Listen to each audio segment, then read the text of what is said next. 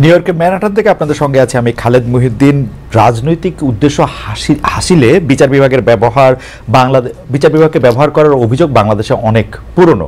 অন্তর্বর্তীকালীন সরকার যদিও গুম, খুন, বিচারহীনতা, দুর্নীতি নানা বিষয় নিয়ে কাজ করছেন, তবুও জুলাই আগস্ট আন্দোলনে আহত নিহতদের জন্য কারা দায়ী, কারা এর জন্য খুনি, সেইটার বিচার করার ক্ষেত্রে বিচার হবে কিনা সেটা নিয়ে অনেকে সন্দিহান।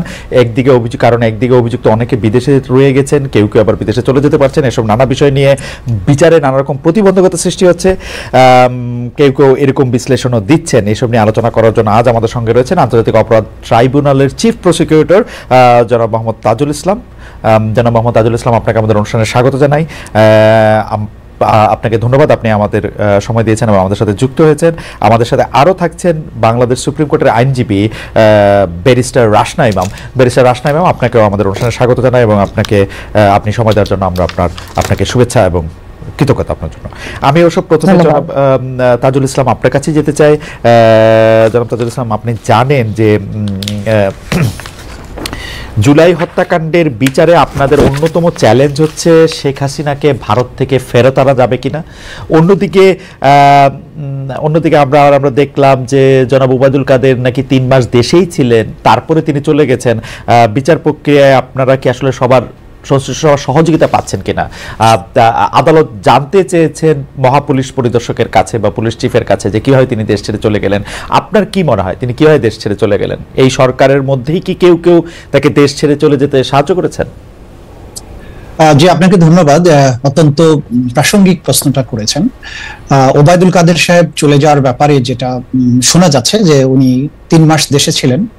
তো আপনারা জানেন যে বাংলাদেশে এই বিপ্লবের পরে পুলিশ বাহিনীতে যে অস্থিরতাটা ছিল, বাংলাদেশে এরকম পরিস্থিতি কখনো হয়নি যে গোটা পুলিশ বাহিনী পালিয়ে গেছে।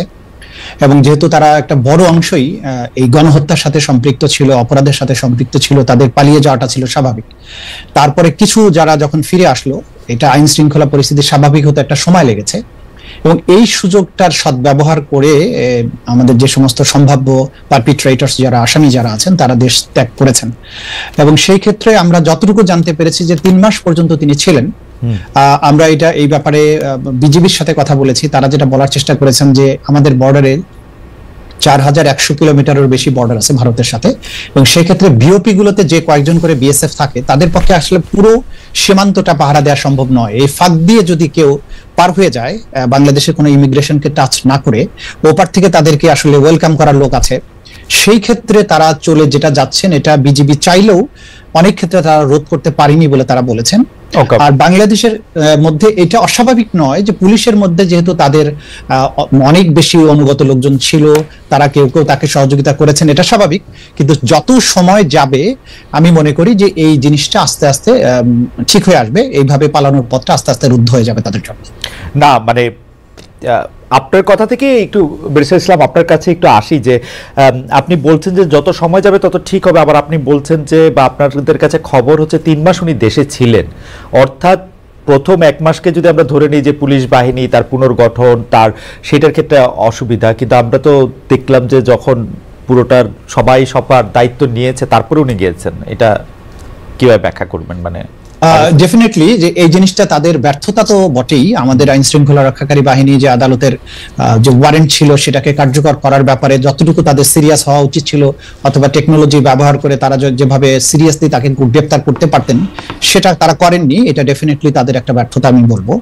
আরেকটা জিনিস হচ্ছে আমরা এটাও জানতে পারছি যে প্রথমে তাদেরকে কিন্তু কোথাও কোথাও আশ্রয় দেওয়া হয়েছিল জীবন বাঁচানোর জন্য বা ইত্যাদি ইত্যাদি কথা বলে, কিন্তু তারপরে যখন জীবন বাঁচানোর পর্বটা শেষ হয়ে গেল, তাদের জীবনের উপর আশঙ্কা কমে গেল, তখন তাদেরকে আসলে আইনের হাতে সোপর্দ করা উচিত ছিল। সেই জায়গাটায় একটা শূন্যতা হয়েছে বলে আমরা মনে করছি। আপনার কাছে কি মনে হচ্ছে যে এটার ক্ষেত্রে কিছুটা পিক এন্ড চুজ করা হয়েছে, যে কাকে আসলে মানে আশ্রয় নিতে সবাই এক জায়গাতেই গিয়েছেন, আমরা ক্যান্টনমেন্টের কথা বলতে পারি, কিন্তু তারপরে পিক এন্ড চুজ করা হয়েছে কাকে তুলে দেওয়া হবে কাকে তুলে দেওয়া হবে না, ব্যাপারটা কি এরকম? এটা আমার কাছে ডেফিনিট কোনো ইনফরমেশন নেই। কিছু লোক গ্রেপ্তার হয়েছেন, কিছু লোক গ্রেপ্তার হয়েছেন বলে খবর বেরিয়েছিল, সেগুলো পরবর্তী সময় আমরা দেখলাম যে না, তারা আসলে গ্রেপ্তার হননি। তো সেক্ষেত্রে পিক অ্যান্ড চুজ অথবা কেউ তাকে ফেভার করা বা এরকম কিছু একটা হয়ে থাকতে পারে। যেহেতু আমার কাছে ডেফিনিট ইনফরমেশন নেই, আমার পক্ষে মন্তব্য করাটা কঠিন, কিন্তু দৃশ্যত তাদের পালিয়ে যেতে কেউ না কেউ সাহায্য করেছে, এটা বোঝা যাচ্ছে বিদ্যমান বাস্তবতা থেকে। আপনাকে ধন্যবাদ। আমি একটু ব্যারিস্টার রাসনা ম্যামের কাছে আসি। যে ব্যারিস্টার রাসনা ম্যাম, আপনি জানেন যে আওয়ামী লীগ সরকারের করা আন্তর্জাতিক অপরাধ ট্রাইব্যুনালে নিয়ে অনেকেরই আপত্তি ছিল, বা কারো কারো আপত্তি ছিল, কিন্তু যাদের আপত্তি ছিল তাদের কেউ কেউ এখন আবার অন্তর্বর্তী সরকারের ঘনিষ্ঠ। এই সরকার ট্রাইব্যুনাল পুনর্গঠন করেছে। এই পুনর্গঠন প্রক্রিয়া থেকে আপনি কি বার্তা পেয়েছেন? আমি প্রশ্নটা আরেকটু স্পেসিফিক করি। আমাদের সাথে আছেন চিফ প্রসিকিউটর জনাব মোহাম্মদ তাজুল ইসলাম। তিনি এখন আবার এটা চিফ প্রসিকিউটর হয়েছেন। অনেকে বলছেন যে এই ব্যাপারটা আসলে ঠিক হয়েছে কিনা। আমরা এটা অবশ্য তার কাছেও জানতে চাইবো, আপনার কাছ থেকে আগে প্রথমে জানতে চাই। আবার তার বিশেষ পরামর্শক মানে জনাব তাজুল ইসলামের বিশেষ পরামর্শক নিয়োগ করা হয়েছে টবি ক্যাডম্যানকে। আমরা আওয়ামী লীগ আমলে আন্তর্জাতিক অপরাধ ট্রাইব্যুনালে ৭১-এর মানবতা বিরোধী অপরাধের যখন বিচার চলছিল, তখন এই ব্রিটিশ আইনজীবী টবি ক্যাডম্যান অভিযুক্তদের পক্ষে আইনজীবী হিসেবে বাংলাদেশে আসতে চেয়েছিলেন, যদিও তখন তা আসতে দেওয়া হয়নি। এটা থেকে আসলে আমরা কি বার্তা পাচ্ছি, মানে আমরা কি আপনার কাছে একটু শুনি ব্যারিস্টার রাসনা ম্যাম। জি জি, ধন্যবাদ খালিদ ভাই।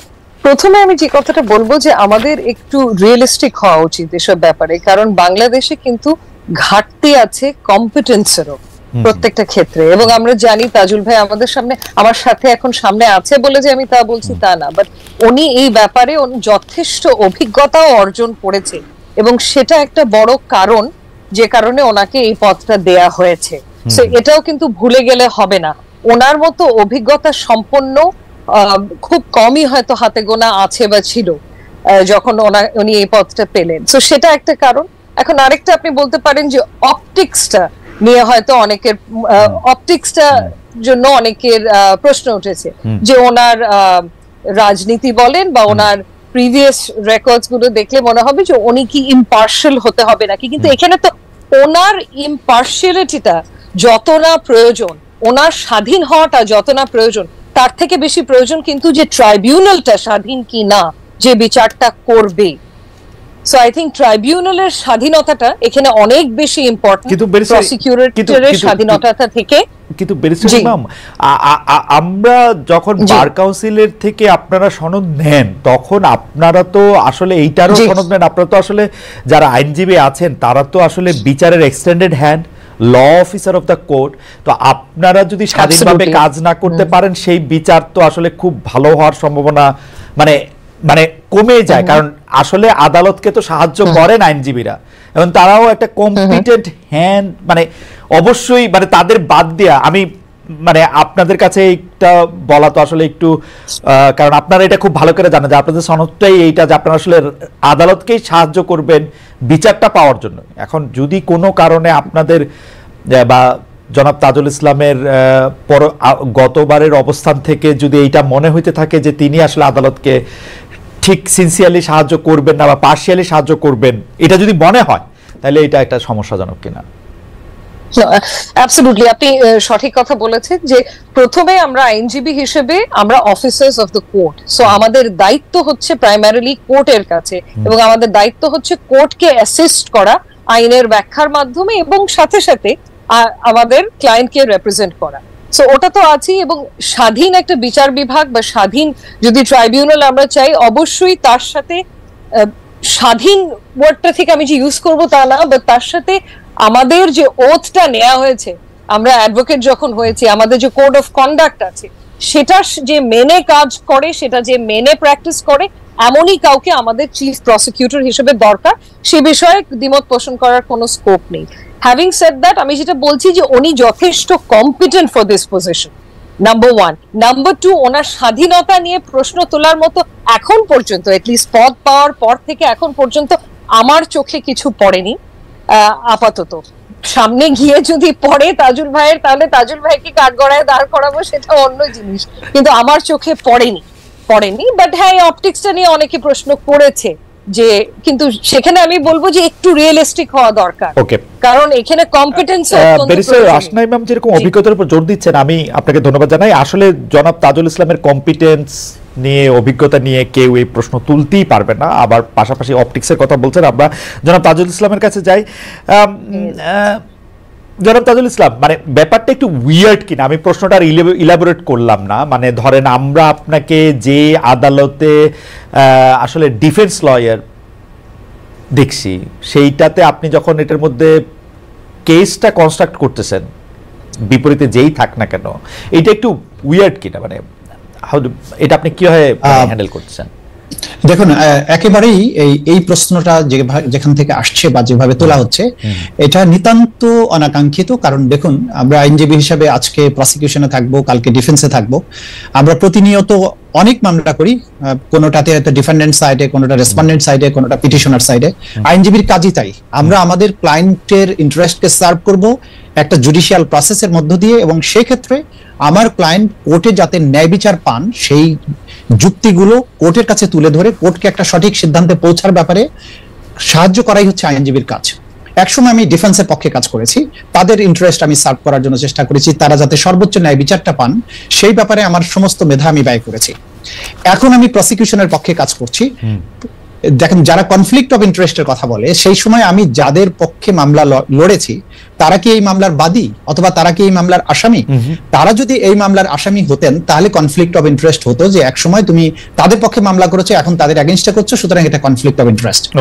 এখানে আইনজীবীকে কখনো নিরপেক্ষ হওয়ার কোনো ব্যাপার নেই। নিরপেক্ষ ইন দ্য সেন্স যে আপনি একদিন আপনি ডিফেন্সে কাজ করেছেন বলে আরেকদিন প্রসিকিউশনে যেতে পারবেন না, এই ধরনের নিরপেক্ষতার প্রয়োজন তো এখানে নাই। কিন্তু এখানে যেটা দরকার, যেটা রাশনা ইমাম খুব ক্লিয়ারলি বলেছেন, একটা হচ্ছে যে অভিজ্ঞতা এবং কম্পিটেন্স, যে এই মামলা পরিচালনার ব্যাপারে যে ধরনের অভিজ্ঞতা দরকার, যে ডিটারমিনেশন দরকার।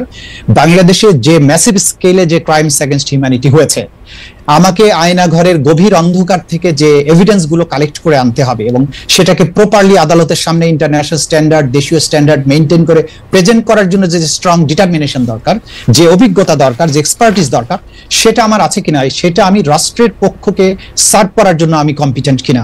এবং এখানে আমি 100% আমি রাষ্ট্রের পক্ষে, আমার তো নিরপেক্ষতার প্রয়োজন নেই, আমি 100% রাষ্ট্রের পক্ষে। নিরপেক্ষ থাকবো যদি ন্যায় বিচার নিরপেক্ষ হতে হবে, এখানে জাজেসদের, এখানে আদালতকে নিরপেক্ষ হতে হবে। আমি একটা সাইড, ডিফেন্সের আরেকটা সাইড থাকবে, দুই পক্ষ তার ক্লায়েন্টের বেস্ট কেসকে এখানে প্রেজেন্ট করার চেষ্টা করবে।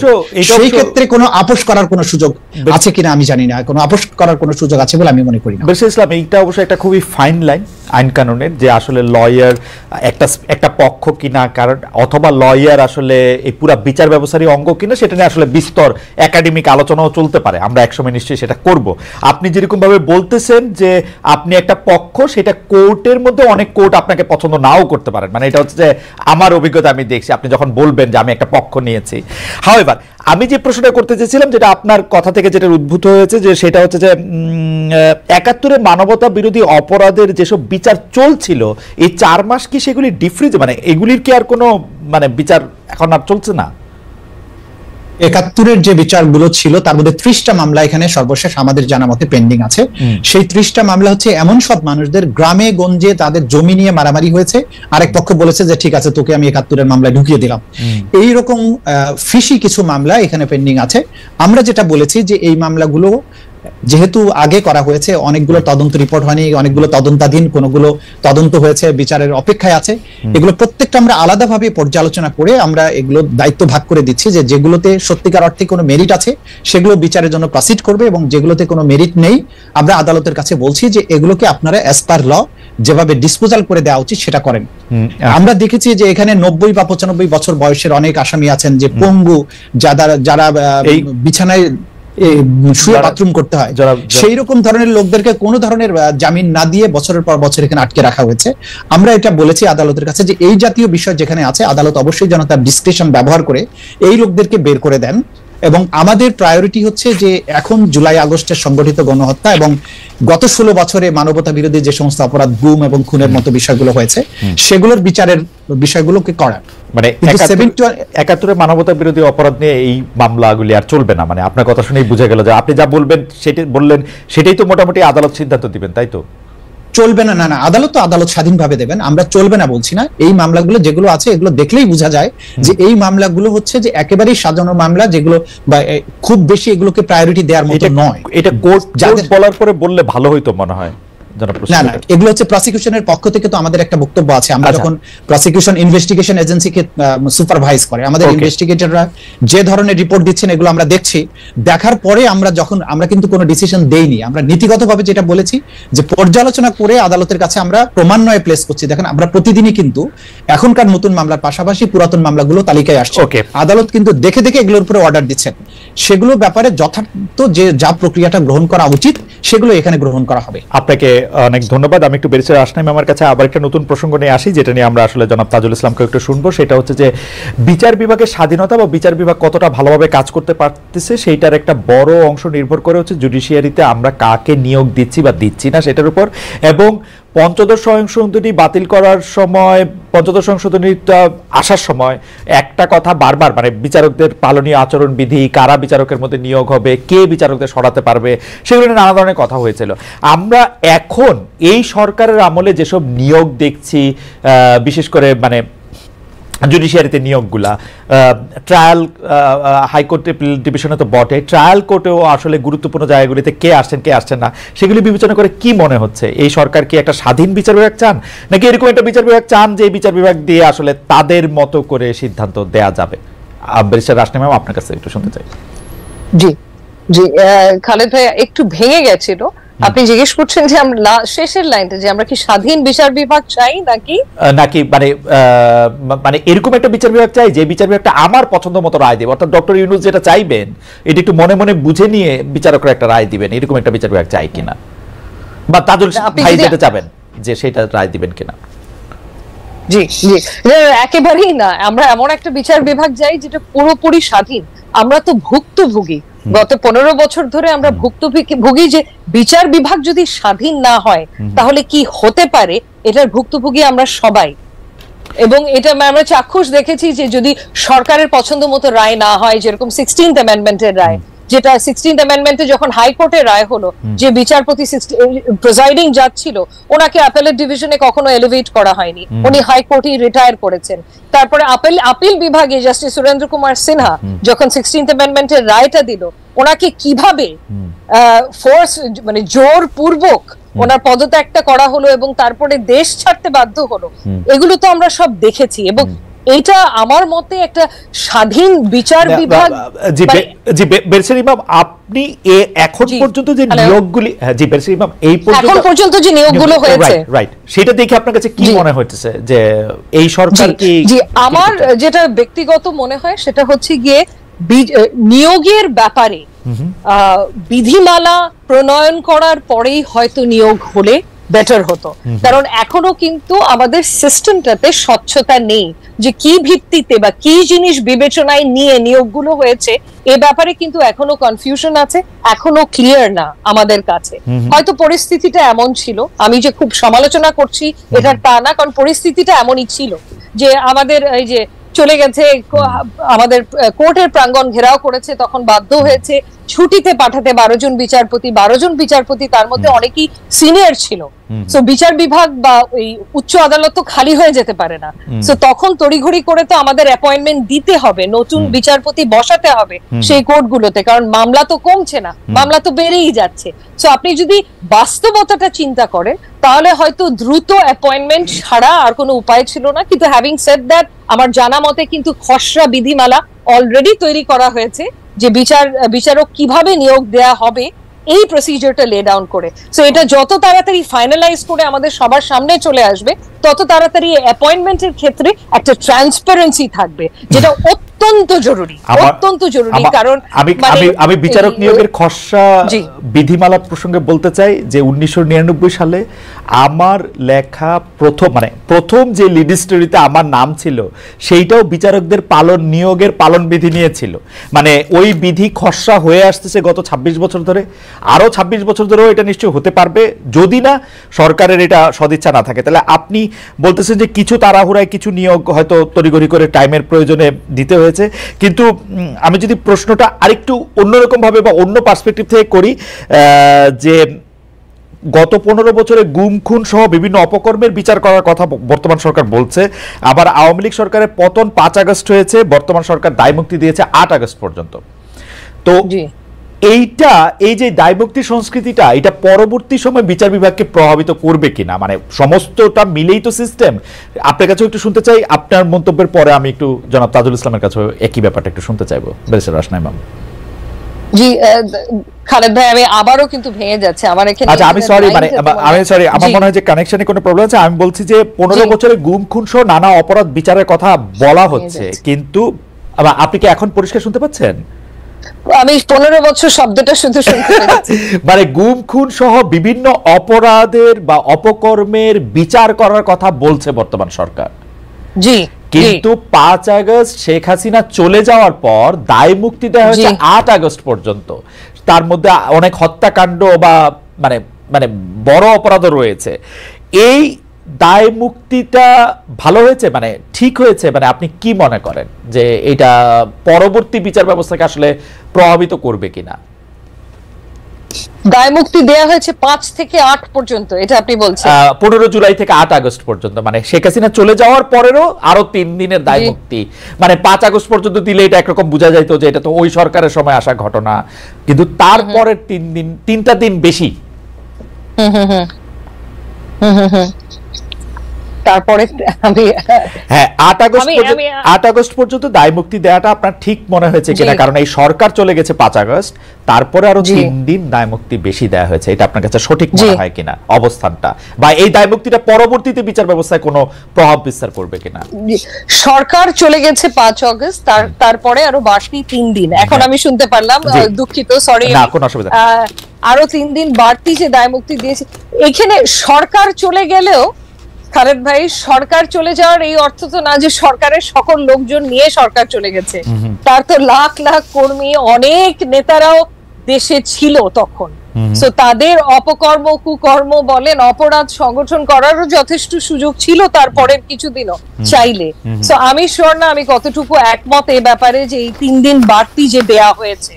আমি যদি আপনার প্রশ্নটা ঠিক মতো বুঝে থাকি। জি জি জি, আমি আশা করছি যে এখন আপনি স্পষ্ট, মানে আমরা তো বলছি যে সকল ধরনের অপরাধ, গুম খুন আমরা গত সরকারের আমরা বিচার করব, এবং সেই বিচার করার ক্ষেত্রে আমরা বলছি যে 15 জুলাই থেকে ছাত্র জনতার যে আন্দোলন, সেই আন্দোলনের মধ্যে থেকে অনেক কিছু ঘটনা ঘটেছে। সেই ঘটনার ক্ষেত্রে কিছু ঘটনার দায় মুক্তি দেওয়া হয়েছে, কিন্তু দায় মুক্তিটা এক্সটেন্ড করা হয়েছে 8 আগস্ট পর্যন্ত। সেই সময় অনেক পুলিশ বাহিনীর সদস্য মারা গেছেন, অনেকে মারা গেছেন, ছাত্রদের মধ্যেও কেউ মারা গেছেন। এটা ঠিক হয়েছে কিনা? পরবর্তী বিচার বিভাগে এটা মানে বিচার কার্যক্রমে এটা প্রভাব বিস্তার করবে কিনা, এটা ছিল হচ্ছে আমার প্রশ্ন। জি জি জি, আমি তো বললাম আমার মনে হয় না ওটা হয়তো দেয়া, মানে দায়ের মুক্তিটা দেয়া হয়তো উচিত হয়নি, কারণ আমি বুঝতে পারছি যতটুকু আপনার প্রশ্নটা। আপনি বলছেন তার লোকজন তো ছিল, তার লোকজন ছিল, তার সেটা দায়ের মুক্তি দেওয়া উচিত হয় না। আচ্ছা, এইবার আমি আপনাকে স্পষ্ট বুঝতে পারলাম। আমি তো জনাব তাজুল ইসলামের কাছে যাই। জনাব তাজুল ইসলাম, দুটি বিষয়, এক হচ্ছে যে বর্তমান সরকার বিচার বিভাগের ক্ষেত্রে যাদেরকে এরকম নিয়োগ দিচ্ছেন হায়ার জুডিশিয়ারিতে, অর্থাৎ হাইকোর্ট এবং অ্যাপিলেট ডিভিশনে, এবং ট্রায়াল কোর্টেও যাদেরকে কি পজিশনে নিয়োগ দিচ্ছেন, এইটা দেখে আমরা লক্ষণে কি মনে হচ্ছে আপনার, যে সরকারকে একটা তাবেদার বিচার বিভাগ চান নাকি একটা স্বাধীন বিচার বিভাগ চান? জনাব তাজুল ইসলাম।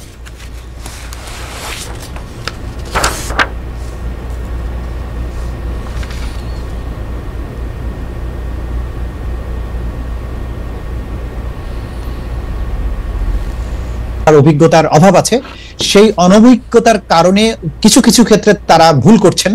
কিন্তু মোটা দাগে সরকারের উপদেষ্টাদের সাথে কাজ করে, বা আমি রাষ্ট্রের যে দায়িত্বে আছি সবকিছু মিলে আমার কাছে মনে হয়েছে এই রাষ্ট্রের যারা দায়িত্ব পালন করছেন প্রত্যেকেই ডিটারমিন্ড যে তারা অবশ্যই একটা ন্যায়পরায়ণ বিচার ব্যবস্থা প্রতিষ্ঠার ব্যাপারে দৃঢ় প্রতিজ্ঞ, এবং কোন ধরনের ইশারা ইঙ্গিতের বিচার, যেটা আগে হয়েছে যে আমি দাঁড়িয়ে যাব আপনি বসিয়ে দিবেন, লোকে দেখবে, আমাদের মধ্যে খাতির নাই, এই ধরনের বিচার প্রতিষ্ঠার ব্যাপারে আমি অন্তত দেখেছি যে সরকারের মধ্যে যারা কাজ করছেন, বিচার ব্যবস্থার সাথে যারা সম্পৃক্ত আছেন, আইন মন্ত্রণালয়ের সাথে যারা সম্পৃক্ত আছেন, কারো মধ্যে এই ধরনের জিনিস আমি দেখতে পাইনি। বরং তাদের মধ্যে একটা আমরা দৃঢ় মনোভাবই দেখেছি যে বাংলাদেশ যে বাংলাদেশ গিয়েছে এত রক্তের বিনিময়ে, এই বদলে যাওয়া বাংলাদেশটা যাতে সাস্টেইন করে এবং অতীতের এই কালো অধ্যায়গুলো কখনো আর ফিরে না আসে, সেই ব্যাপারে তারা ডিটারমাইন্ড। এই ব্যাপারে কোনো সন্দেহ নেই, আমরা এই বসংবদ বিচার ব্যবস্থা দেখতে চাই না। কিন্তু যেটা রাষ্ট্র ইতিমধ্যে বলেছেন যে আমাদের একটা তাৎক্ষণিকভাবে এই বিষয়টা অ্যাড্রেস করার প্রশ্ন ছিল। বিচারকরা পদত্যাগ করেছেন, তাদেরকে সরিয়ে দেওয়ার দরকার ছিল। যে আগের সরকারের আমলে যারা এই সমস্ত গুম খুনকে বৈধতা দিয়েছেন, ছাত্র জনতার উপর গুলি চালাতে সেগুলোকে বৈধতা দিয়েছেন, সীমান্তের 10 কিলোমিটারকে ফাঁকা করে দেওয়ার মতো একটা ন্যাক্কারজনক রায় দিয়েছেন, এমন বিচারকরা ছিল তখন এই রাষ্ট্রকে নিরাপদ করার প্রয়োজনেই বিচার ব্যবস্থাকে ক্লিনজিং এর একটা প্রশ্ন ছিল, তাদেরকে সরাতে হয়েছে এবং সেটা এখনো শেষ হয়নি বলে আমি মনে করি। কিন্তু এই সময়ে সুপ্রিম কোর্টকে চালু রাখতে হলে আমাদেরকে দ্রুততম সময়ের মধ্যে বিচারক নিয়োগ দেওয়া দরকার ছিল। সেই নিয়োগ তারা দিয়েছেন কিছুটা, এবং সেই নিয়োগ দেওয়ার ক্ষেত্রে কোনো কোনো ক্ষেত্রে হয়তোবা দু একটা ভুল ভ্রান্তি হয়ে থাকতে পারে, দু একটা নিয়োগের ব্যাপারে প্রশ্ন থাকতে পারে যে এটা না দিলে ভালো হতো, কিন্তু এটা কিওর করার সুযোগ সামনে আছে। এবং এটার প্রধান কারণ হচ্ছে এই সরকারে যারা আছেন তাদের হঠাৎ করে এই এতগুলো নিয়োগ এটা কখনো একবারে দেওয়ার প্রয়োজন হয়নি। এমন পরিস্থিতি বাংলাদেশে কখনো আসেনি যে পরিস্থিতিতে তাড়াহুড়া করে যেটা করতে হয়েছে। এখানে ভুল ভ্রান্তি হতে পারে, কিন্তু আমি তাদের ইন্টেনশনের মধ্যে কোনো রকমের ঘাটতি দেখছি না। প্রত্যেকে ডিটারমাইন্ড বাংলাদেশে একটা নিরপেক্ষ বিচার ব্যবস্থা প্রতিষ্ঠার ব্যাপার। জনাব তাজুল ইসলাম, প্রফেসর আসিফ নজরুল বিচার বিভাগকে কতটা প্রভাবিত করছেন? মানে তিনি কি সবকিছু ঠিক করেন? মানে কোন মামলা করা হবে, কাকে জামিন দেওয়া হবে, কে বিচারকের নিয়োগ করা হবে, যেটা আসলে তা ঠিক করার কথা না। বিচার বিভাগ স্বাধীন হিসেবে মাজহার হোসেন রায়ের পরে সেটা আসলে চিফ জাস্টিসের সিদ্ধান্তে আসলে হওয়ার কথা। কিন্তু এই ক্ষেত্রেও কি জনাব অ্যাডভোকেট আনিসুল হকের মতো জনাব আসিফ নজরুল কি সবকিছু ঠিক করছেন? Absolutely not. আসিফ নজরুল সাহেবকে আমি কাছ থেকে দেখছি, আমি যে বিভাগে কাজ করি তারই দায়িত্বপ্রাপ্ত মন্ত্রী। আমার কোনো একটা সামান্যতম কাজেও তিনি কখনোই ইন্টারফেয়ার করেন এবং বলেছেন যে আপনি যখন যেখানে যেটা করা আইনসঙ্গত মনে করবেন, ভালো করবেন, সেটা আপনি করবেন।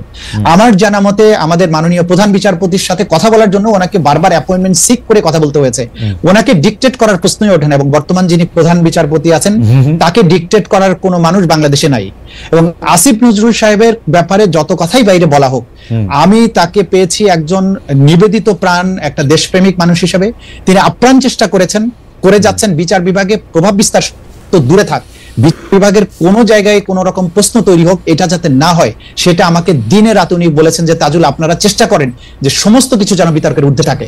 তো যে লোকটার সাথে আমি কাজ করছি, আমি প্রতিদিন দেখছি তাকে যে তিনি প্রভাব বিস্তারের কোনো কাজ তো দূরে থাকতে, যিনি আমাকে স্বাধীনভাবে নিরপেক্ষভাবে যাতে কোনো প্রশ্ন না ওঠে সেটা এনশিওর করার ব্যাপারে যে লোকটা এত বেশি সিনসিয়ার, তাকে যদি হঠাৎ বলা হয় যে তিনি সব বিষয়ে ডিসিশন দিচ্ছেন, সবকিছু ঠিক করে দিচ্ছেন, এটা ডাহা মিথ্যা কথা। আমি মনে করি যে এটা সঠিক নয়। দুটি বিষয়ে আপনার থেকে আরো একটু জানার ছিল যে একটা কথা প্রায় বলা হচ্ছে যে প্রফেসর আসিফ নজরুল যেহেতু আইন উপদেষ্টা, তার কারণে আমি কিন্তু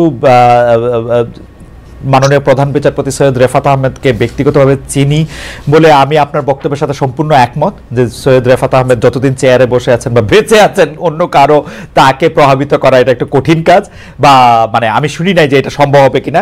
যাই হোক, কিন্তু দুটি বিষয়, যে বিডিআর মানে পিলখানা হত্যা তদন্ত যে কমিশন করার কথা ছিল সেই কমিশন বাতিল করা, তারপরে হচ্ছে যে আরো বেশ কিছু নিয়োগ এবং অন্যান্য ক্ষেত্রে যে মাননীয় আইন উপদেষ্টার প্রভাব বিস্তার করার কথা আসছে, সেটি আপনি বলছেন যে সেটি আসলে একেবারেই সত্যি না। আমরা এই প্রসঙ্গে আমি একটু বিডিআর বা পিলখানা হত্যা নিয়ে আপনার বক্তব্যটা আরেকটু বেশি করে শুনতে চাইবো, যে এটাকে আসলে কমিশন করা দরকার ছিল, থাকলে এটা কিসের জন্য কমিশন, এটা আমরা এবার একটু শুনবো। আমরা আসছি আপনার কাছে, আমরা একটু ব্যারিস্টার আসনাইম আমার কাছে যাই। আর তার আগে দর্শকদের কাছে আমরা জানতে চেয়েছিলাম যে 3 মাস আত্মগোপনে থাকার পর দেশ ত্যাগ করেছেন জনাব ওবায়দুল কাদের, তাকে ধরতে না পারা আইন শৃঙ্খলা রক্ষাকারী বাহিনীর ব্যর্থতা বলে মনে করেন কিনা। শতকরা 93% দর্শক মনে করেন যে এটা আইন শৃঙ্খলা রক্ষাকারী বাহিনীর ব্যর্থতা, শতকরা 7% মনে করেন যে না, এটা ব্যর্থতা না। অনেক দর্শক, 1,54,000 দর্শক ভোট দিয়েছেন আমাদের এখনকার পর্যন্ত সর্বোচ্চ ভোটাভুটি, এবং সর্বোচ্চ ভোটাভুটির মধ্যে 93% দর্শক মনে করছেন যে এইটাতে আসলে আইন শৃঙ্খলা রক্ষাকারী বাহিনীর ব্যর্থতা। ব্যারিস্টার আসনা ইমাম, আমি একটু তত্ত্বাবধায়ক সরকার ব্যবস্থা বিলুপ্তির বিধান বাতিল করে যে হাইকোর্টের রায় এবং যেটা গণভোটে ফেরা, সেটা সম্পর্কে একটু আপনার মত, আমি আশা করছি যে আপনি আজকে মানে এখন শুনতে পাচ্ছেন, আজকে অনেক আচ্ছা, সেটা হচ্ছে যে এই নির্দলীয় তত্ত্বাবধায়ক সরকার ব্যবস্থা বিলুপ্ত করা সংক্রান্ত 15 সংশোধনী, আপনি জানেন যে সংশোধনের 2টি ধারা সংবিধানের সাথে সাংঘর্ষিক বলে হাইকোর্ট বাতিল করেছে।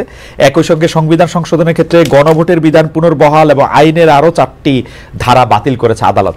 আমার প্রশ্নটি একটু এরকম যে এরকমটা তো আমরাও চেয়েছিলাম, ডক্টর ইউনূস সাহেবও চেয়েছিলেন, সম্ভবত তার ক্যাবিনেটও চেয়েছিলেন, কোর্টও চাচ্ছেন।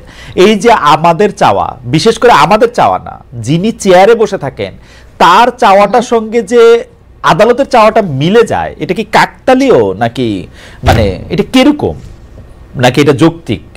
কারণ এই কোর্টেই তো আমরা একই কোর্টে তো আমরা এটা বাতিল হতে দেখছি। এটা আবার একই কোর্ট, একই হাইকোর্ট ডিভিশনের না, মানে যে বেঞ্চের সামনে এসেছে বেঞ্চ একই না, বেঞ্চ একই না। এবং 5 অগস্টের আগে আমাদের বিচার বিভাগের যে অবস্থা ছিল, এখন কিন্তু বিচার বিভাগের সেই অবস্থা না। আমি এখানে আপনার প্রশ্নটার উত্তরটা দেই আগে। প্রথমত হচ্ছে যে এই পঞ্চদশ সংশোধনী কি করলো, এটা তত্ত্বাবধায়ক সরকার বাতিল করলো। তত্ত্বাবধায়ক সরকার ব্যবস্থাটা প্রথম আমাদের সংবিধানে আসলো কিভাবে? এটা আসলো ত্রয়োদশ সংশোধনীর মাধ্যমে, 13th অ্যামেন্ডমেন্টের মাধ্যমে। এবং আপনার মনে আছে এই ত্রয়োদশ সংশোধনীর মাধ্যমে যখন তত্ত্বাবধায়ক সরকার আনা হলো, এই ব্যাপারে কিন্তু ব্রড পলিটিক্যাল কনসেনসাস ছিল। পুরো দেশের সবাই, প্রত্যেকটা রাজনৈতিক দল থেকে শুরু করে সবাই এটা চাচ্ছিল। এরকম ব্রড পলিটিক্যাল কনসেনসাসের মাধ্যমে আনা একটা জিনিস যখন বাতিল করা হলো, কিভাবে হলো? বাতিল করা হলো আওয়ামী লীগ সরকারের আমলে। প্রথমে বাতিল করলো আপিল বিভাগের রায়ের মাধ্যমে, জাস্টিস খায়রুল হক ওনার রায়ের মাধ্যমে বাতিল করে দিল তড়িঘড়ি করে, এবং পূর্ণাঙ্গ রায় বের হওয়ার আগেই পঞ্চদশ সংশোধনীর মাধ্যমে আবারও বাতিল করা হলো সেকেন্ড বারের মতো। এবং এইটাও মানে খুব তড়িঘড়ি করে দেয়া একটা সংশোধনী। এবং এই পঞ্চদশ সংশোধনী আমার মতে মানে আমাদের সংবিধানের 142 অনুচ্ছেদে তো ক্ষমতাটা দেয়া আছে সংবিধানকে সংশোধন করার। এই ক্ষমতাটার one of the worst examples, এই ক্ষমতার অপব্যবহারের হচ্ছে পঞ্চদশ সংশোধনী। সো পঞ্চদশ সংশোধনীটা বাতিল করা একেবারে যৌক্তিক। এটা অনেক আগে করা উচিত ছিল। এটা তো পাশই করার কথা না, কারণ এটা আমাদের সংবিধানের পুরো চরিত্রটাকেই তো পাল্টে ফেলে। কারণ তত্ত্বাবধায়ক সরকার তো শুধু একজনের চাওয়া না, এটা সবার চাওয়া ছিল। কিন্তু এটা যখন বাতিল হয়েছে, খালেদ ভাই একটু বলেনি, বাতিল হয়েছে কিন্তু ইউনিল্যাটারালি। তখন পার্লামেন্টেও আওয়ামী লীগের রাজত্ব ছিল, ওইরকম একটা পরিস্থিতিতে তড়িঘড়ি করে এটাকে বাতিল করা হলো। এটা তো কারো চাওয়া ছিল না, আওয়ামী লীগের চাওয়া ছাড়া, এবং দ্যাট টু যাতে ওনারা ক্ষমতায় টিকে যেতে পারে, ক্ষমতাটা বহাল রাখার জন্য এসেনশিয়ালি। না কিন্তু ইমাম মানে কোর্টের কাছে মানে তত্ত্বাবধায়ক সরকার ব্যবস্থার মানে কোর্টের কাছে তো প্রশ্নটা ছিল যে আমাদের যে সংবিধান, আমাদের যে রাষ্ট্রীয় কাঠামো, সেটা যেহেতু রিপ্রেজেন্টেটিভ টাইপ, সেহেতু কখনো এটা মানুষের রিপ্রেজেন্টেশন ছাড়া আর কিছু থাকতে পারে কিনা, বা এটা সংবিধানের সাথে সাংঘর্ষিক কিনা। তো কোর্টের তো এখানে আর কিছু করার ছিল কি? ওকে তো প্রশ্নই করা হয়েছে যে আমাদের দেশের সংবিধান অনুযায়ী রাষ্ট্র পরিচালনার ক্ষেত্রে কখনো কি অনির্বাচিত বা যারা জনপ্রতিনিধি না তারা আসলে ক্ষমতা থাকতে পারে কিনা, রাষ্ট্র পরিচালনা করতে পারে কিনা, 1 মিনিটের জন্য পারে কিনা, 5 দিনের জন্য পারে কিনা। তো ওইটার মধ্যে আর কি বলবে, মানে আপনার কাছে কি মনে হয় একজন জুরিস্ট হিসেবে আপনার কাছে প্রশ্ন যে বাংলাদেশের সংবিধান কাঠামো সেটাতে আপনি পারেন কিনা অনির্বাচিত কাউকে ক্ষমতায় রাখতে? আসলে এখানে আমি বলি, এই আপনি যে আর্গুমেন্টটা করেছেন এটা একটা আর্গুমেন্ট যেটা হয়তো দেয়া হয়েছিল এটাকে জাস্টিফাই করার জন্য এই পঞ্চদশ সংশোধনী থেকে, কিন্তু আমার মতে এটা অত্যন্ত দুর্বল একটা আর্গুমেন্ট। তার মেইন কারণটা হচ্ছে তত্ত্বাবধায়ক সরকারের ম্যান্ডেটটা কি? তত্ত্বাবধায়ক সরকারের ম্যান্ডেট কিন্তু অত্যন্ত সীমিত। তাদের ম্যান্ডেট হচ্ছে ফ্রি ফেয়ার অংশগ্রহণমূলক একটা নির্বাচন দেয়া, এবং তাদের সময়সীমাটাও সীমিত 3 মাস। তাদের কিন্তু দেশ পরিচালনা করা তাদের ম্যান্ডেট না, তাদের ম্যান্ডেট হচ্ছে ফ্রি ফেয়ার ইলেকশন। এবং আমরা দেখেছি যে তত্ত্বাবধায়ক সরকারের অধীনে যে নির্বাচনগুলো হয়েছে সেগুলোকে যদি আপনি তুলনা করেন দলীয় সরকারের অধীনে যে গত 3টা নির্বাচন হয়েছে, এটা তো তুলনাও করা যায় না। নির্বাচন যদি ফ্রি ফেয়ার না হয় তাহলে আমি গণতন্ত্রের কথা কিভাবে বলি? এই নির্বাচনের মাধ্যমেই তো আমরা জনগণের অংশগ্রহণটা নিশ্চিত করি। সো নির্বাচনটা ফ্রি ফেয়ার করার জন্য তত্ত্বাবধায়ক সরকার ক্রিটিক্যাল। আমার মতে তত্ত্বাবধায়ক সরকারটা ব্যবস্থাটা ডেমোক্রেসির সাথে মানে গণতন্ত্রের সাথে ইন্টিগ্রালি লিঙ্কড আমাদের দেশের প্রেক্ষাপটে। এবং শুধু আমি যে অ্যাবস্ট্রাক্ট কথা বলছি, একাডেমিক কথা বলছি তা না, আমাদের লিভড এক্সপিরিয়েন্স। আপনি গত 3টা নির্বাচন দেখেছেন, আপনি তত্ত্বাবধায়ক সরকারের অধীনে 2টা নির্বাচন দেখেছেন। এই দুটো কম্পেয়ার করলেই কিন্তু বোঝা যায় কোনটা কাজ করছে গণতন্ত্রের জন্য, কোনটা কাজ করছে না। সো আমার তো মনে হয় 100% যুক্তিগত কারণ আছে পঞ্চদশ সংশোধনীর এই প্রভিশন গুলো বাতিল করার পেছনে। ওকে, আমি জনাব তাজুল ইসলামের কাছে ফিরি। রাশনা, আপনাকে ধন্যবাদ। আমি একটু জনাব তাজুল ইসলামের কাছে ফিরি। আমি এই প্রশ্নটাই, এই পঞ্চদশ সংশোধনী বাতিলে হাইকোর্টের রায় এবং সেটা আসলে নির্বাহী বিভাগের চাওয়ার সাথে বিচার বিভাগের চাওয়ার এত মিল বারবার ঘটে কেন, এইটা নিয়ে একটু আপনার কাছে জানতে চাই। এবং পাশাপাশি এই প্রশ্নটাও করতে চাই, যদি এখন পঞ্চদশ সংশোধনী মানে সোজা কথা তত্ত্বাবধায়ক সরকার ব্যবস্থা যদি ফিরে আসে, মানে ত্রয়োদশ সংশোধনী যদি বহাল হয়, আপনি আবার আগের সিস্টেমই চান কিনা সর্বশেষ অবসরপ্রাপ্ত প্রধান বিচারপতি? কেউ কেউ এই আর্গুমেন্ট দিয়েছিলেন যে এই পদটা পাওয়ার জন্য আসলে নানাভাবে এটাকে ব্যবহারও করা হচ্ছে। আপনার কাছে কি মনে হয় জনাব তাজুল ইসলাম? আমরা দেখেছি যে বিএনপির আমলে রাতারাতি বিচারকদের বয়স বাড়ানো হয়েছিল সংবিধান সংশোধন করে, যাতে একজন পার্টিকুলার ব্যক্তি সর্বশেষ অবসরপ্রাপ্ত প্রধান বিচারপতি হন। জনাব তাজুল ইসলাম। জি জি, আপনাকে ধন্যবাদ। প্রথমত কথা হচ্ছে যে আপনি নির্বাচিত এবং অনির্বাচিত সরকারের যে কথাটা বলেছেন, এই ধারণার সাথে আমার কিন্তু ভিন্ন একটা মত আছে। যে বর্তমানে ডক্টর ইউনূসের নেতৃত্বে আমাদের দেশে যে সরকারটা আছে, বাংলাদেশের আওয়ামী লীগ ব্যতীত বাংলাদেশের সকল মানুষের সমর্থন তাদের পেছনে আছে, কিন্তু তারা কোনো ইলেকশনের মাধ্যমে আসেননি। আমাদের সংবিধানে বলা হয়েছে জনগণের ইচ্ছা এবং অভিপ্রায় হচ্ছে প্রজাতন্ত্রের সর্বোচ্চ আইন। সুতরাং ডক্টর ইউনূসের সরকার বাংলাদেশের 18 কোটি মানুষের মধ্যে 17 কোটি মানুষের সমর্থন নিয়ে আছে। তাহলে আপনি যদি বলতে চান যে অনির্বাচিত সরকার 1 মিনিটও চালানো উচিত নয়, তাহলে ডক্টর ইউনূসের সরকার কি চালাবেন না? ডক্টর ইউনূস চালাচ্ছেন বাংলাদেশের সিংহভাগ মানুষের সমর্থন নিয়ে। This is number 1। আমি কি একটা প্রশ্ন করতে পারি? জনগণের ইচ্ছা ও অভিপ্রায় বোঝার তো উপায় আমাদের সংবিধানে একরকমই বলে দিছে, তাই না? নির্বাচন, আমাদের সংবিধান কি জনগণের ইচ্ছা আর অভিপ্রায় কি আর কি রকম বলছে? আছে আছে। এই যে যেমন ধরেন এই যে বিপ্লব, যে বিপ্লব 5ই আগস্ট হয়েছে, বাংলাদেশের সিংহভাগ মানুষ চেয়েছে যে হাসিনার মতো একটা নিকৃষ্ট ফ্যাসিস্ট বাংলাদেশ থেকে চলে যাক। সে নির্বাচনের নামে তামাশা করেছে। এইটা জনগণের ইচ্ছা প্রকাশের মাধ্যম ছিল নির্বাচন। সেই নির্বাচন ব্যবস্থাটাকে আপনি ধ্বংস করে দিয়েছেন। তখন আপনার ইচ্ছা এবং অভিপ্রায় প্রকাশের ব্যবস্থাটা কি, সেটা ছাত্ররা দেখিয়েছে। 5ই আগস্ট ঢাকার রাজপথ দেখিয়েছে জনগণ তাদের ইচ্ছা বহিঃপ্রকাশ কিভাবে ঘটান, এবং যার প্রেক্ষিতে বাংলাদেশের সকল মানুষের সমর্থনে এখন ডক্টর ইউনূসের সরকার আছেন। সুতরাং ইচ্ছা বা অভিপ্রায় প্রকাশ করার জন্য নির্বাচন ব্যবস্থার বাইরেও সুযোগ আছে, যেটা বিপ্লবের মধ্য দিয়ে প্রকাশিত হয়েছে। দ্বিতীয় কথা হচ্ছে যে তত্ত্বাবধায়ক সরকার ব্যবস্থা যখন এই সংবিধান ইন্ট্রোডিউস করা হয়েছিল 1990 সালে, আমাদের সবারই মনে আছে, সকল দলের সম্মিলিত সিদ্ধান্তের ভিত্তিতে কিন্তু সেটা হয়েছিল, কিন্তু সেটা কিন্তু নির্বাচন ছিল না। সুতরাং জনগণের ইচ্ছা এবং অভিপ্রায়ের মাধ্যমেই তত্ত্বাবধায়ক ব্যবস্থাটা এসেছে। সুতরাং 3 মাসের জন্য তারা যে একটা বিশেষ দায়িত্ব পালন করেন, এইটা তারা অনির্বাচিত হিসেবে সালে কিন্তু অ্যাজ সাচ এইভাবে বলার সুযোগ নেই। কারণ তাদের এই মাননীয় চিফ প্রসিকিউটর 90 সালে কিন্তু তত্ত্বাবধায়ক সরকার ব্যবস্থা আসে নাই, একটা অস্থায়ী রাষ্ট্র কাঠামো আসছে। তত্ত্বাবধায়ক সরকার ব্যবস্থা আসছে কিন্তু 96 সালে জনগণের অভিপ্রায় নিয়ে। ঠিক আছে, সংসদ দিয়ে আসছে 96 সালে। ঠিক আছে, কিন্তু এই যে ধারণাটা, এই যে তত্ত্বাবধায়কের ধারণাটা ইন্ট্রোডিউসড হয়ে গেল, সেটা কিন্তু সকল দলের সম্মিলিত সিদ্ধান্তের ভিত্তিতে হয়েছে, সরকারি দল এবং বিরোধী দলের।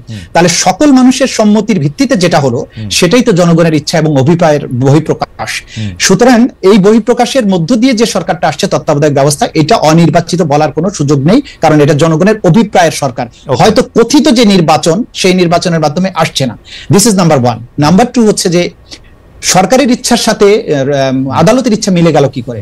আপনি দেখবেন সোজা পথ সবসময় একটা হবে। সে যেদিক থেকে আপনি দেখেন সোজা পথ একটাই। আদালত যদি ন্যায়সঙ্গত এবং সংবিধান সম্মত বিচার যখন করবেন, যেটা গণমানুষের আকাঙ্ক্ষা, সেটার সাথে মিলে যাওয়াটা অস্বাভাবিক কিছু নয়। ওকে, আমরা কি আবার এটা আমি বুঝতে পারছি, আপনি মানে আপনি কি আবার সর্বশেষ অবসরপ্রাপ্ত প্রধান বিচারপতি মডেলে ফিরে যেতে চান? মানে আমাদের কিন্তু 2006-07 একটা খারাপ অভিজ্ঞতা আমাদের আছে কিন্তু। জি জি, যে কারণে কোর্টে এই কথাগুলি উঠছে বারবার। যে আমি যেটা মনে করি, আমি পূর্ণাঙ্গ জাজমেন্টটা দেখিনি, পাইনি এখনো। আমি মনে করি যে এই যে বিচারপতিদের আর সর্বশেষ অবসরপ্রাপ্ত বিচারপতিদেরকে নিয়ে যে তত্ত্বাবধায়ক ব্যবস্থা গঠনের ব্যাপারটা, এইখানে অবশ্যই নেসেসারি পরিবর্তন আনা উচিত। কারণ তা না হলে এই পদটাকে টার্গেট করে যে সমস্ত অপকর্মগুলো হয়, সেখানে বিচারপতিদের বয়স নিয়ে কথাবার্তা, বা কাকে প্রধান বিচারপতি করা হবে, কাকে সুপারসিড করা হবে, কে আমার অনুগত হবে, এই যে অশুভ এবং অস্বাস্থ্যকর একটা প্রতিযোগিতা শুরু হয়ে যায়।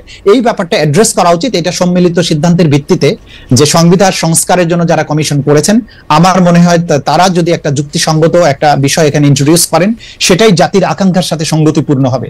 ব্যবস্থাটা থাকা উচিত, তবে ওই সর্বশেষ প্রধান বিচারপতি বা এই যে ব্যাপারটা, এই ব্যাপারটা মানে আমি মনে করি এটা অবশ্যই পুনর্বিবেচনার দাবি। মানে 3 জোটের রূপরেখা তো একটা আমাদের সবার ইচ্ছার অভিপ্রায়, আমরাও সে সময় মাঠে ছিলাম তাজুল ভাই, আমাদের ইচ্ছারও আসলে অভিপ্রায়ই ঘটছে, এতে কোনো মানে ইচ্ছারও প্রকাশ করছে, অভিপ্রায়েরই প্রকাশ করছে। কিন্তু আমরা তো সর্বশেষ প্রধান বিচারপতিকেই ভাবছিলাম যে তাকে নিয়ে কোনোদিন কোনো কিছু করা হবে না, বিতর্ক হবে না।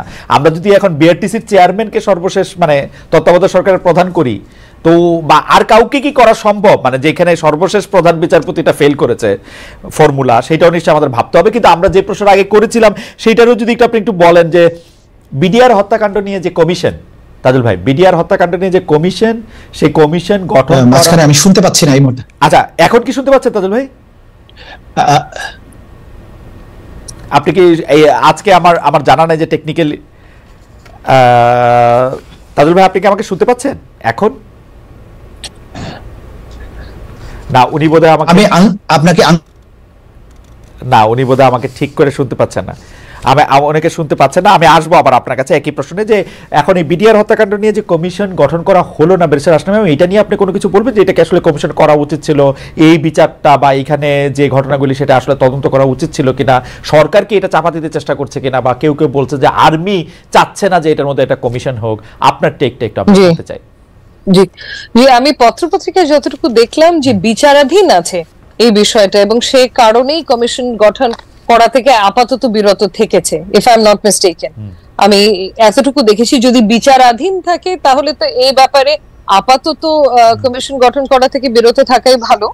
কিন্তু বিচারাধীন যদি না থেকে থাকে, আমি এই তথ্যটা এখনো নিজে ভেরিফাই করিনি, সেই ক্ষেত্রে কমিশন গঠন করা অত্যন্ত গুরুত্বপূর্ণ, অত্যন্ত গুরুত্বপূর্ণ। কারণ এটা তো একটা বিচারাধীন তো আছেই, মানে এটা একটা অনেকগুলি লেয়ারের বিচার এখানে হচ্ছে। সেইখানের মধ্যে কিছু বিচার হয়েছে, সেটার মধ্যে যে অ্যাপিলের মানে বিচারের বিরুদ্ধে আপিল পেন্ডিং আছে অনেকগুলির বিচার হচ্ছে, মানে কোনো না কোনো ফরম্যাটে অসংখ্য বলা ঠিক হবে না, মানে আমার কাছে সংখ্যাটা নাই, অনেকগুলি মামলা আসলে বিচারাধীনের মধ্যে আছে। কিন্তু এর মধ্যে এনকোয়ারি কমিটি তো কোনো গঠন করা হয়নি কোর্টের অর্ডারের মাধ্যমে। মানে এই যে মামলাগুলোর কথা আপনি বললেন, এই তথ্যটা আমার জন্য জানাটা একটা প্রয়োজন, যে মামলাগুলোতে যদি কোর্টের মাধ্যমে কোনো এনকোয়ারি কমিটি গঠন করা হয়েছে এবং এনকোয়ারির আদেশ দেয়া হয়েছে এবং সেই প্রক্রিয়াটা চলমান, তাহলে তো আমাদের আলাদা করে আর কোনো কমিশনের প্রয়োজন নাই। কিন্তু সেটা যদি না হয়ে থাকে, সেই ক্ষেত্রে অবশ্যই এখানে ফ্যাক্ট ফাইন্ডিংটা তো ক্রিটিক্যাল, তারপরে না মামলা দায়ের করা হবে। তো ফ্যাক্ট ফাইন্ডিং এর জন্য তো একটা কমিশন গঠন করা অ্যাবসলিউটলি ক্রিটিক্যাল, যদি সেটা কোর্টের আদেশের মাধ্যমে অলরেডি না হয়ে থাকে। ওকে, আমরা একটু জনাব তাজুল ইসলামের কাছ থেকে এটা শুনি যে আপনি ব্যারিস্টার রাশনাম ম্যামকে সম্ভবত শুনতে পেয়েছেন যে আমরা প্রশ্ন করেছিলাম যে বিডিআর নিয়ে, সেটি আগে প্রশ্ন করেছিলাম বিডিআর হত্যাকাণ্ড নিয়ে কমিশন গঠন করাটা জরুরি ছিল কিনা, কমিশন গঠন থেকে সরকার পিছিয়ে আসলো কেন? আপনার টেকটা একটু আমরা শুনতে চাই।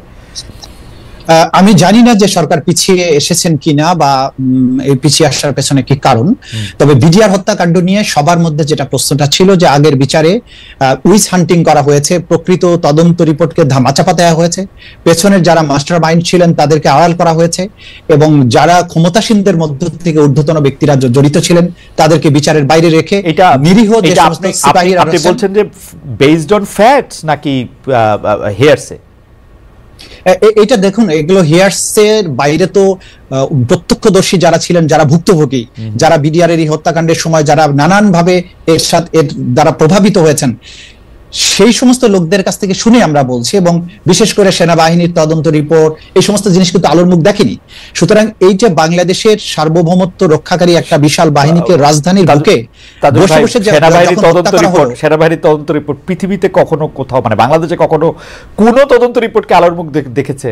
বাংলাদেশের দুজন প্রেসিডেন্ট ক্ষমতায় থাকা অবস্থায় সেনাবাহিনীর কিছু কর্মকর্তাদের দ্বারা নিহত হয়েছেন, সেই সব ব্যাপারে চট করে কিছু তদন্ত কমিটিও হয়েছিল, সেগুলির রিপোর্ট কি কখনো এসছে আলোর মুখে?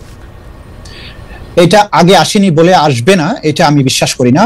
অতীতে বাংলাদেশ 52 বা 54 বছরের বাংলাদেশ এবং 5ই আগস্টের পরে বাংলাদেশকে আমরা ভিন্ন বাংলাদেশ মনে করি। আমরা মনে করি এই জিনিস আলোর মুখে আসতে হবে, কারা আমাদের সেনাবাহিনীকে এইভাবে সিস্টেম্যাটিক ওয়েতে ধ্বংস করার জন্য যে কাজ করেছে সেটার ব্যাপারে একটা কমিশন হয়ে ফ্যাক্ট ফাইন্ডিং হওয়াটা জরুরি।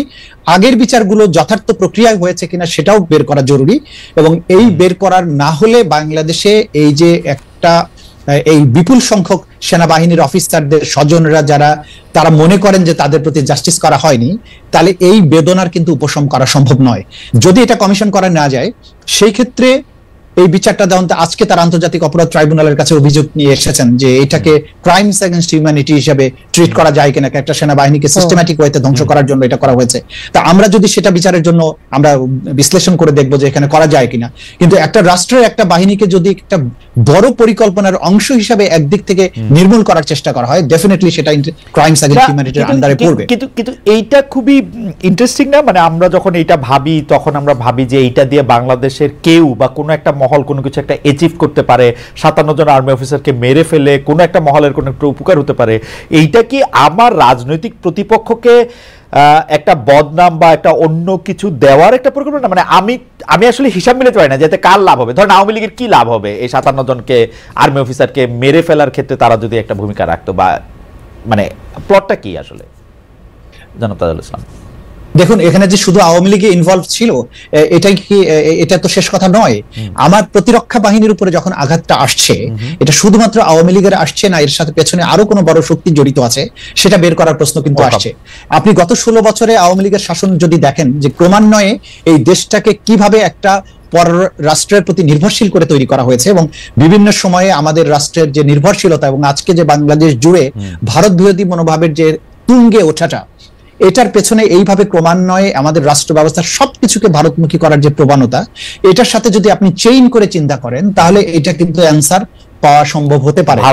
যেখানে রাষ্ট্রের সার্বভৌমত্বের প্রশ্ন জড়িত আছে, যেখানে যে একটা আমার প্রবল শক্তিশালী একটা প্রতিবেশী রাষ্ট্র, সেটা যদি তার কলোনিয়ালিজম বলেন, তার আগ্রাসী নীতির কথা বলেন, তারা যদি পেছন থেকে কলকাঠি নেড়ে থাকে, এবং যারা ক্ষমতায় ছিলেন গত আমি এই প্রশ্নটা নিয়ে আসলে একটু জনাব তাজুল ইসলাম, সিরিয়াসলি আমরা কি আসলে আমাদের সার্বভৌমত্ব নিয়ে মানে চিন্তা করতে, মানে আমরা চিন্তা করতেছি যে আমাদের মানে ভারত আমাদের আক্রমণ করে আমাদেরকে অধীন করে ফেলতে পারে, এটা সত্যি একটা সিরিয়াস চিন্তা?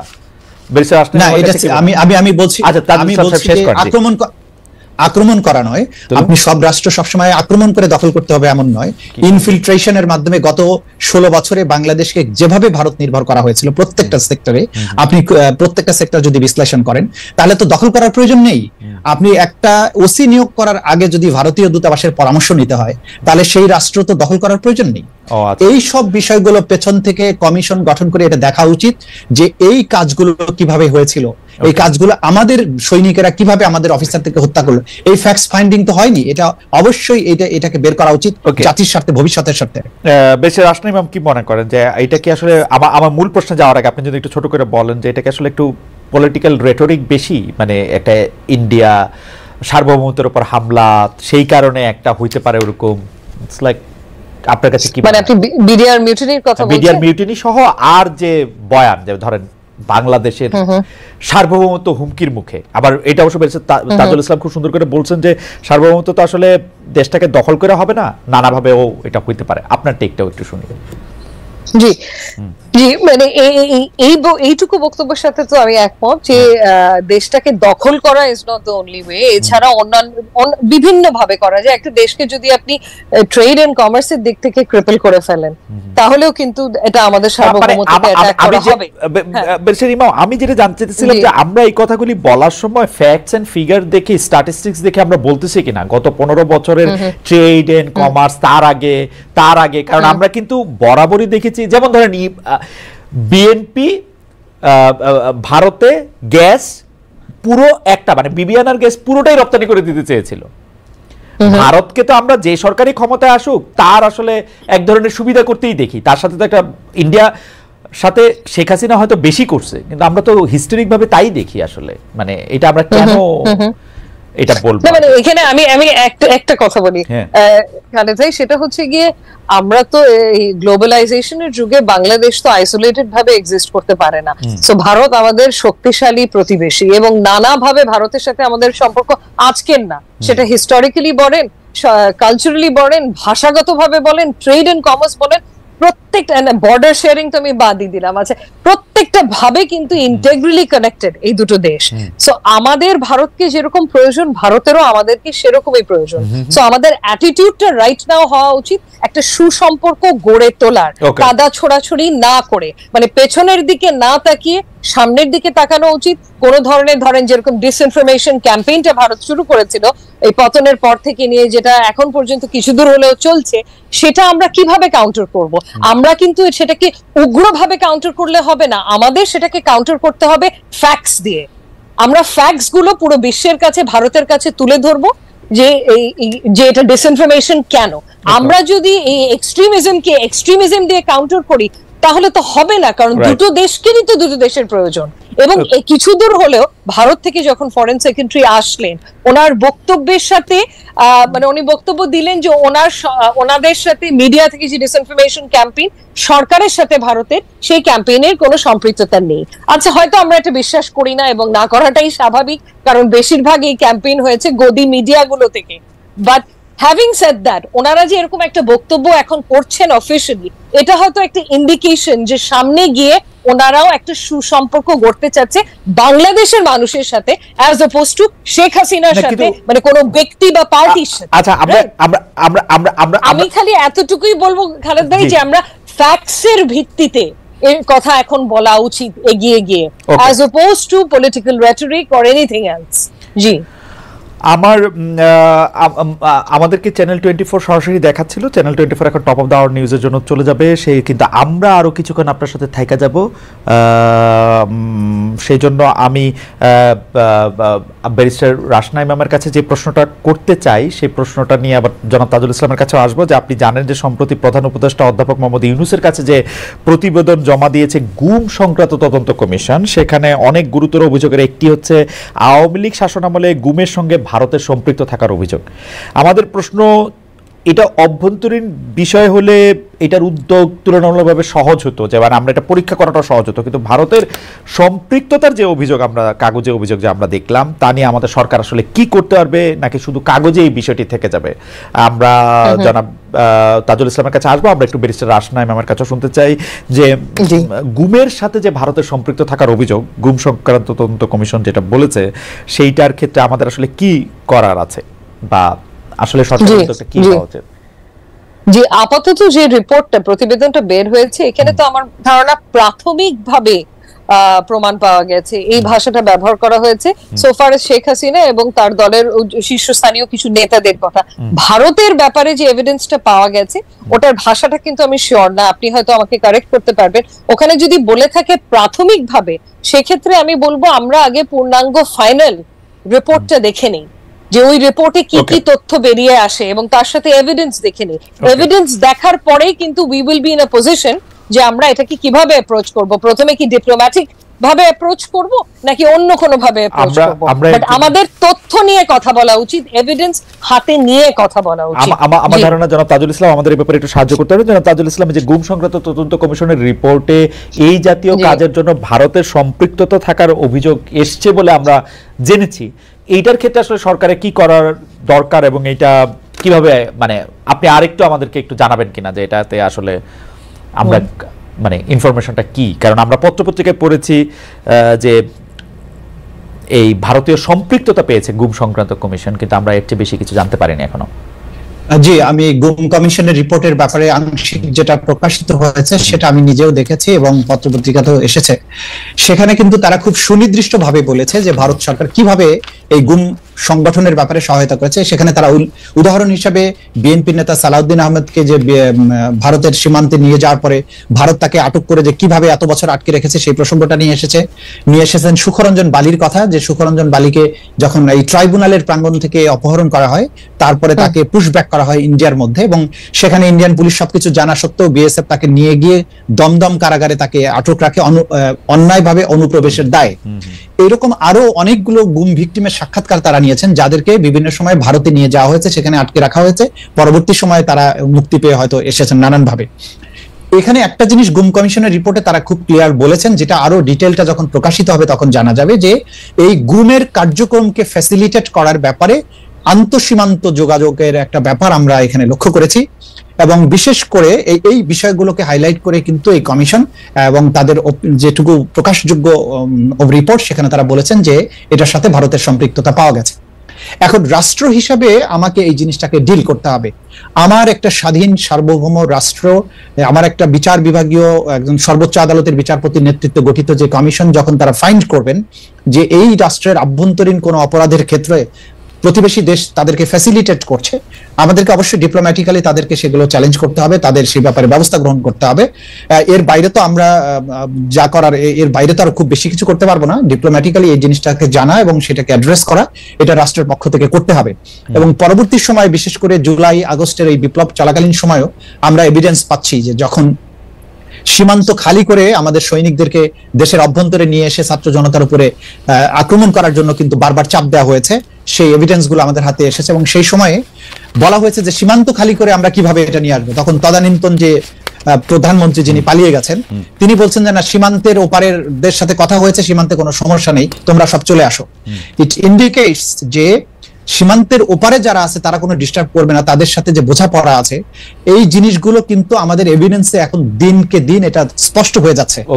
যে কারণে এই জিনিসগুলো বাংলাদেশের এই তরুণ ছাত্র জনতা যে ভারত বিরোধী যে মনোভাব যাদের তুঙ্গে উঠেছে, এত বছরের নিপীড়ন নিগ্রহ, এখানে যে তাদের সম্পৃক্ততা প্রকাশ্যে অপ্রকাশ্যে নানানভাবে সেটা ছিল, সেটা ভাষা পেয়েছে এই গুম কমিশনের রিপোর্টের মধ্য দিয়ে। মানে আমি আসলে এই রাজনৈতিক বয়ানটা বুঝতে চেষ্টা করি, মানে শেখ হাসিনা নিজে যেগুলি অপরাধ করতেছে, নিজে যেগুলি কাজ করতেছে, সেগুলিরও দায় সবটাই আমরা ভারতের উপরেই দিব এখন, তাই তো? না, আমরা তা বলছি না। আমরা যেটা বলছি যে দেখুন, শেখ হাসিনার এই অপরাধগুলো সংগঠনের ব্যাপারে তাকে নানানভাবে ফ্যাসিলিটেট করা হয়েছে। তার সর্বশেষ দৃষ্টান্ত হচ্ছে যে তাকে তো ফ্যাসিলিটেট চীনও করছে, দুইটা সাবমেরিন দিছে ভারতের এটা টহল দেওয়ার জন্য। সাবমেরিন এই যে পদ্মা সেতু বানাইতে টাকা দিছে, মিথ্যা কথা বলে বলে সে টাকা। হ্যাঁ, সাবমেরিন কিন্তু কোনো ক্রাইমস এগেইনস্ট হিউম্যানিটি সংগঠনের কাজে ব্যবহৃত হয়নি। এবং পদ্মা সেতুতে সে ঋণ যেটা দিয়েছে সেটা দিয়ে বাংলাদেশের ইনফ্রাস্ট্রাকচার ডেভেলপমেন্ট হচ্ছে, যদিও সেখানে দুর্নীতি হয়েছে। আমি বলতেছি কিন্তু ধরেন একটা গুমের ক্ষেত্রে যখন সাহায্য করবে, যখন সীমান্ত খালি করে বাংলাদেশের জনগণের উপরে আঘাত করো, তোমার সৈনিককে নিয়ে সীমান্ত খালি করে দাও, এই ধরনের সম্পৃক্ততা এক জিনিস। সেটা তো আপনি বলতেছেন, মানে এটা তো আপনার বলা, মানে আমি তো আর এটার ফ্যাক্ট আমি জানি না। মানে বাংলাদেশের কোনো সরকার প্রধান সীমান্ত খালি করে দাও, সৈনিকদের মারা, এটা ইটস লাইক, মানে এটা অনেক বড় স্টেটমেন্ট। মানে এটা নিশ্চয়ই সৈনিকদের মারা না, আমি আপনাকে বলছি দায়িত্ব নিয়ে আমাদের তদন্তের মাধ্যমে আমরা পাচ্ছি যে যখন 5ই আগস্টের যখন ঢাকাকে কন্ট্রোল করতে পারছিল না, তখন প্রাইম মিনিস্টার নির্দেশ দিয়েছিলেন বিজিবিকে যে তোমরা সীমান্ত থেকে ঢাকা শহরের দিকে মার্চ করো। এবং আপনারা জানেন যে 5ই আগস্ট বিভিন্ন রাস্তায় রাস্তায় বিজিবির সাথে ছাত্র জনতার সংঘর্ষ হয়েছে, তারা ঢাকার দিকে মার্চ করছিল। সেই তথ্য আছে। বিডিআর নিয়োগ করতে হলে তো সীমানা থেকেই নিতে হবে, আর কোথাও থেকে তো নিয়োগ করার উপায় নাই, মানে বিজিবিকে নিয়োগ করা। তাহলে সীমান্তকে অরক্ষিত রেখে আপনি সৈনিকদেরকে ঢাকার দিকে মার্চ করতে বলা, এবং সেক্ষেত্রে আবার যখন বলা হয়েছে যে আমি যেটা করব, তো তাহলে তো সীমান্ত অরক্ষিত হয়ে যাবে। তখন যে তিনি যে অ্যানসার গুলো দিয়েছেন, যেগুলোর প্রমাণ আমরা পেয়ে গেছি আমাদের হাতে, তো এগুলোর থেকে এগুলো অনেক বেশি সত্য কথা, কিন্তু ইট ইজ রিয়ালিটি। ঠিক আছে, আমি মেনে নিলাম। এমনিতেই লোকে বলতেছে যে আমি আওয়ামী লীগের প্রেসিডিয়ামের সদস্য কিনা, কেন তো আওয়ামী লীগের হয়ে কথা বলতেছি যে ভাই আচ্ছা যাই হোক, প্রেসিডিয়াম কিন্তু ফাঁকা আছে, আপনি চাইলে হয়ে যেতে পারেন। এই ফাঁকা হয়ে যেতে পারে না, আপনার ধারণা যে আমি খালি ফাঁকা হইলেই সেই জায়গায় গিয়ে বসি, ব্যাপারটা এরকম না কিন্তু তাদুল ভাই। মানে এটা আমি আচ্ছা, আমার দুইটা প্রশ্ন এটার মধ্যে এটা আসে, সেটা হচ্ছে যে সারা দেশে আওয়ামী লীগ নেতাকর্মীদের আসামি হিসাবে আদালতে হাজির করা হলে তাদের উপর ডিম মলমূত্র নিক্ষেপ, অনেক ক্ষেত্রে আইনজীবীদের কে দাঁড়াতে না দেওয়া, এইটা আপনি দীর্ঘদিন মানে এইটা আপনি ফেস করেছেন, কারণ আমরা আপনাদের সাথে কথা বলেছি, এইটা আপনি আসলে কিভাবে দেখেন যে এটা ঠিক হচ্ছে? প্রথম কথা হচ্ছে আমার দায়িত্বের মধ্যে আছে আন্তর্জাতিক অপরাধ ট্রাইব্যুনাল। এখানে আপনারা দেখেছেন যে তাদেরকে কোনো হাত করা পড়ানো হয় না, তারা খুব পিসফুলি এখানে আসেন এবং তাদেরকে তারা হাত নাড়েন, তারা দোয়া চেয়েছেন, তারা হাসি মুখে কথা বলেছেন। এটার জন্য আমাদেরকে ক্রিটিসাইজ করা হচ্ছে যে তোমাদের আগের সব আলেম ওলামাদেরকে পড়ানো হয়েছে, তোমাদের এখানে আপনাদের সাথে আওয়ামী লীগের ভালোবাসা বেশি, তাজুল ভাইয়ের সাথে আওয়ামী লীগের ভালোবাসা বেশি। হ্যাঁ, এই জাতীয় কথা বলা হচ্ছে। হ্যাঁ। তো এটা যেটা জজ কোর্টে প্রথম দিকে ধরেন যখন ম্যাজিস্ট্রেট কোর্টগুলোতে তাদেরকে হাজির করা হয়েছে, তখন জাস্ট বিপ্লবের পর একটা তখন একটা ট্রমার থেকে বেরিয়ে আসা, এবং মানুষ তখন অনেক বেশি উত্তেজিত, শহীদদের রক্ত তখনও শুকায় নাই, মানুষ আহত, তখন একটা ইমোশনের ভিত্তিতে যেগুলো হয়েছে সেগুলো অনাকাঙ্ক্ষিত, এগুলো আদালত অঙ্গনে হতে দেওয়া উচিত নয়। তবে এটা কিন্তু এখন বন্ধ হয়ে গেছে, এবং আমরা কেউই চাইবো না যে এই ধরনের পরিবেশ অন্তত আদালতে হোক। আচ্ছা, জয় বাংলা এখন জাতীয় স্লোগান না, কিন্তু এই স্লোগান নিষিদ্ধও না, কিন্তু আমাদের কাছে খবরগুলো এরকম আসতেছে যে জয় বাংলা স্লোগান দিতে গেলে আক্রমণের মুখে পড়তেছে। জয় বাংলা স্লোগান দেওয়ায় বা লেখার কারণে চাঁপাইনবাবগঞ্জে ছাত্রলীগের 2 জন কর্মীকে হত্যা করা হয়েছে। মানে সিরিয়াসলি এরকম ঘটনা ঘটতেছে আসলে তাজুল ভাই? আমার জানা নেই, তবে জয় বাংলা স্লোগানকে যেভাবে অপব্যবহার করা হয়েছে, প্রত্যেকটা অপকর্মের সাথে, হত্যাকাণ্ড, দুর্নীতি করতে গিয়ে জয় বাংলা স্লোগান দিয়েছে, মানুষ মারতে গিয়ে জয় বাংলা স্লোগান দিয়েছে, ব্যালট বাক্স ছিনতাই করতে গিয়ে জয় বাংলা স্লোগান দিয়েছে। এইভাবে যখন একটা অপরাধের স্লোগান হয়েছে, যখনই সে ধরা পড়তে গেছে তখন সে জয় বাংলা বলে ফেলেছে। কারণ হচ্ছে যে কারণ এই জয় বাংলা বলতে গেলে তো আর আওয়ামী লীগের সার্টিফিকেট লাগে না, এটা তো আমিও বলতে পারি, আপনিও বলতে পারেন, তাই না? মুশকিল আসানের যে স্লোগান, এখন যখনই এই স্লোগানটা 16 বছর ধরে একটা অপরাধ সংগঠনের হাতিয়ার হিসেবে ব্যবহৃত হয়েছে, মানুষ কিন্তু যখনই এখন কেউ আরেকবার জয় বাংলা বলার চেষ্টা করে, তখন জয় বাংলা স্লোগানটা তার শত্রু না, তার পেছনের যে মানুষটার অপরাধী মানসিকতা, তাকে কিন্তু মানুষ আক্রমণ করে। সুতরাং জয় বাংলাকে দোষ দিয়েন না, দোষ দিতে হবে আসলে তার পেছনের মানুষটা, যে এই স্লোগানটাকে অপব্যবহার করে অপকর্মগুলো করেছে। সুতরাং বাংলাদেশে এই পরিস্থিতিটা আরো কিছুদিন থাকবে। আমার মনে হয় যে এই জয় বাংলা স্লোগানে যদি কোনো সমস্যা না থাকে, এটা ঠিক হয়ে যেত আপনারা যদি জয় বাংলা স্লোগান দিতে শুরু করতেন। তাইলে যেহেতু এটা আমাদের মুক্তিযুদ্ধের স্লোগান, এটা তো দেয়াই যেতে পারে, কিন্তু যেহেতু এটা আওয়ামী লীগেরই দেওয়ার জন্য আপনারা এটা রাইখা দিচ্ছেন, তাতে ঝামেলা হয় কিনা। যাই হোক, তাজুল ভাই আপনাকে ধন্যবাদ। আমাদের সময় নাই, আমরা একটু ব্যারিস্টার আসনাই ইমামকে এই 2টা প্রসঙ্গে খালি আমি একটু শুনতে চাই, যে এক হচ্ছে যে বিপরীত পক্ষের আইনজীবীদের দাঁড়াতে না দেওয়া, আর 2 হচ্ছে যে আসলে যারাই আওয়ামী লীগ, যারাই ছাত্রলীগ, তাদেরকে এখন খুঁজে খুঁজে মেরে ফেলা বা জয় বাংলা হলে মেরে ফেলা, কেস দেওয়া, বা এটা আপনি আসলে কিভাবে দেখেন? মানে পত্রপত্রিকা যে রিপোর্টটা আসে, এটা তো অত্যন্ত দুঃখজনক, কারণ একজন আইনজীবী হয়ে আমি কখনোই এটাকে সমর্থন করতে পারবো না, কারণ আমাদের সংবিধানেই দেয়া আছে যে দ্রুত এবং প্রকাশ্য বিচার লাভের অধিকার সবার আছে, সে যেই হোক না কেন। সো এইভাবে করে হেনস্থা করা তো একেবারেই উচিত হবে না, এবং আই থিঙ্ক এটা কমেওছে।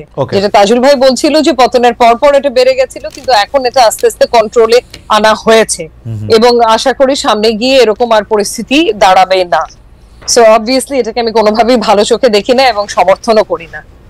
আপনার আরেকটা প্রশ্ন ছিল হচ্ছে যে, না, 2টি প্রশ্ন আমি একসাথে করেছিলাম, যে ওই যে যারা আইনজীবীদেরকে তাদের মক্কেলদের হয়ে মামলা লড়তে না দেওয়া, যদি তারা আওয়ামী লীগ করে থাকেন, বা তাদের এইটার ব্যাপারে আপনি কি বলবেন? তারা আইনি সুবিধা পাচ্ছেন না বা আইনজীবীদেরকে দাঁড়াতে দিচ্ছে না, তাদের আইনজীবীদেরকেও হেনস্থা করা হচ্ছে, এইটা আপনি আসলে কিভাবে দেখেন?